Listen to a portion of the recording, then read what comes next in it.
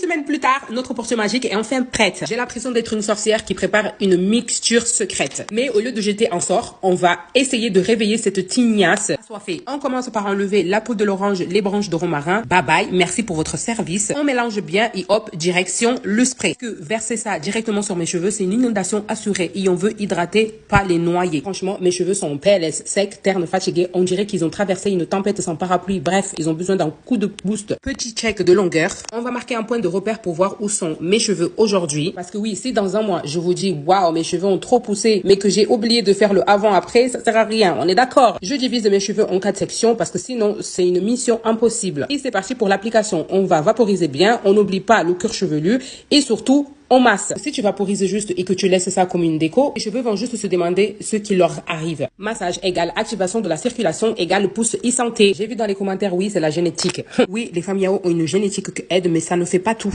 Si tu prends pas soin de tes cheveux et que tu laisses tomber les soins, même avec le meilleur patrimoine capillaire du monde, ils vont juste casser. C'est comme avoir une super voiture et ne jamais faire la vindage. À un moment donné, ça lâche. Divine quoi, tes cheveux ne vont pas te dire, oh mince, on devrait pousser quand même, non? Si tu prends pas soin de génétique ou pas, ils vont te dire bye bye et casser. Donc, au lieu de se dire c'est la génétique, concentre-toi sur une bonne routine capillaire parce que peu importe ta nature de cheveux, si tu les traites bien, ils te le rendront. Le secret, c'est la patience, la consistance et des soins adaptés à tes cheveux. Un petit tour de magie, on met un film plastique. Non, je suis pas en train de me transformer en sandwich à conserver, mais la chaleur que ça va créer va permettre aux actifs de bien pénétrer dans mes cheveux. On laisse poser 20 à 30 minutes. Pensez l'eau de riz avant de mettre le shampoing. Après le temps de pause, on passe au shampoing et pas n'importe lequel, un shampoing fait par moi-même. Si tu veux la recette, elle est disponible sur ma playlist recettes soins capillaires. Il est doux, il nettoie sans agresser, il sent bon. En tout cas, pour moi, ça sent bon. Donc, pas d'excuse pour utiliser des shampoings qui décapent plus qu'un produit ménagère. Après le shampoing, on passe au masque. Et là, je vais pas vous mentir, ce masque est une caresse pour les cheveux.